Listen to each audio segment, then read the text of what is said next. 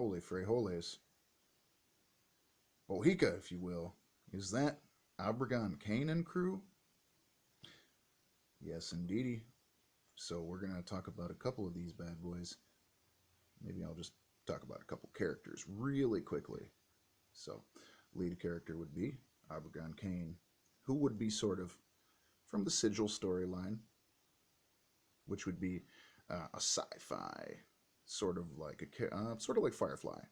If I were to say what it was closest to, we've got Javi, who's amplifies other people's powers with his mystic abilities, if you will. Now, on the other hand, this guy right here, Mata, was actually from Mystic, the world of Mystic, and he has magical powers. Now, when they're starting off here, Evan Lay, she's of the first people.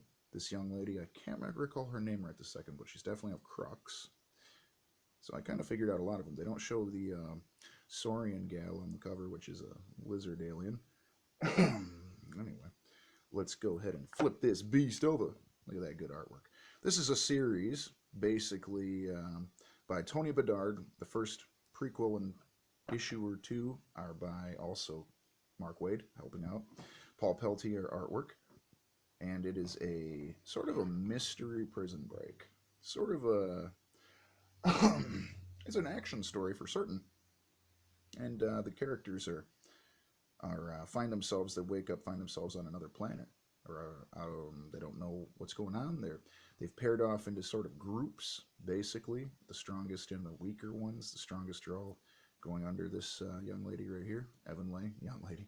I don't know, she's not young. She's of the first, which are like gods, basically. They're kind of like Jim Starlin type characters, sort of like Greek gods at the same time.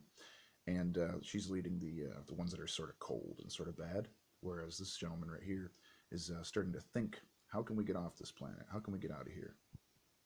And they are being tested, basically, to find out their weaknesses, find out their strengths. I'm just trying to explain it really quickly before I even show anything.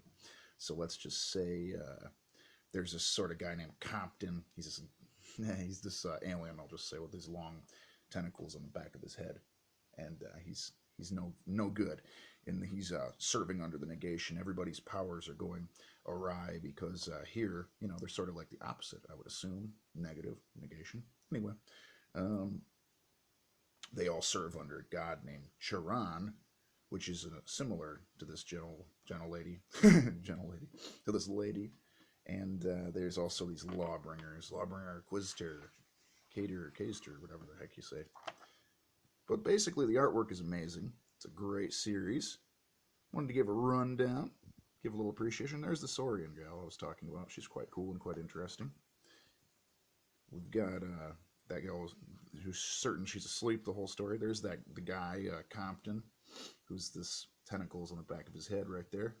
Charon character, which is the god they all worship, of the Negation do.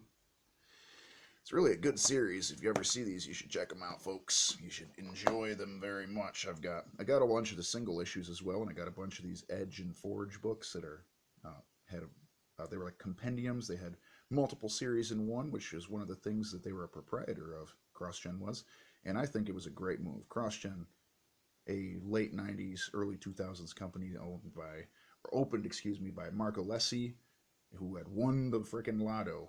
What a thing to do. He opened a comic company. Cool man for that.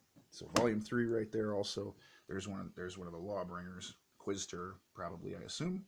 Here's some more of the characters. Is that Mercer? Did he still hang out that long? Drake Mercer, the pirate, quote unquote. This is good stuff, man. You should check it out. You can probably find it for cover price, which is 20, it looks like. Bing bang boogle. Have yourself a great day and check out some Crossgen.